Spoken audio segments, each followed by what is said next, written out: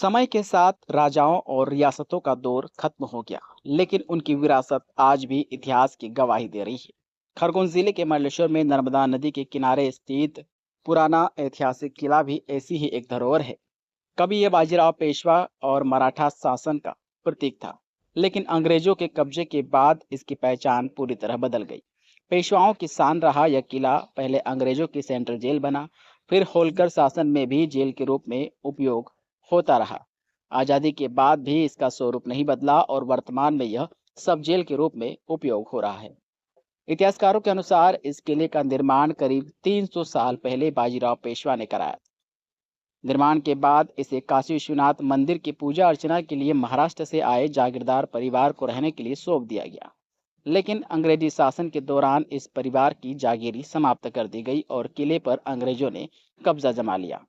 इतिहासकार दुर्गेश राजदीप बताते हैं कि जिस प्रकार झांसी की रानी लक्ष्मीबाई को दत्तक पुत्र लेने की वजह से उनके अधिकारों से वंचित कर दिया गया था, उसी तरह र- जहांगीरदार परिवार की जागीरी भी दत्तक पुत्र अपनाने के कारण समाप्त कर दी गई। अंग्रेजों ने कब्जे के बाद सबसे पहले इस किले का उपयोग सरकारी खजाना रखने के लिए किया। उस समय मंडलेश्वर अंग्रेजों की महत्वपूर्ण सैन्य छावनी हुआ करता था। यहाँ बड़ी संख्या में सैनिक, घुड़सवार और बड़े अधिकारी तैनात रहते थे। बाद में वर्ष 1890 में इस किले को आधिकारिक रूप से जेल घोषित किया गया।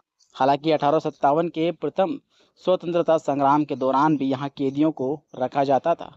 निमाड़ क्षेत्र के कई स्वतंत्रता संग्राम सेनानियों को इसी जेल में बंद किया गया। इतिहास के पन्नों में दर्ज एक महत्वपूर्ण घटना भी इस किले से जुड़ी है। निमाड़ के प्रसिद्ध क्रांतिकारी भीमा नायक की माता सुरमीबाई को अंग्रेजों ने इसी जेल में कैद रखा। बताया जाता है कि 3rd डिग्री टॉर्चर के दौरान उनकी मृत्यु हो गई थी।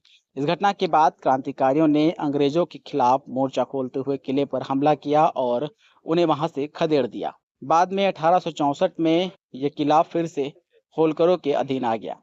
हालांकि होलकरों ने भी इसका उपयोग जेल के रूप में ही किया।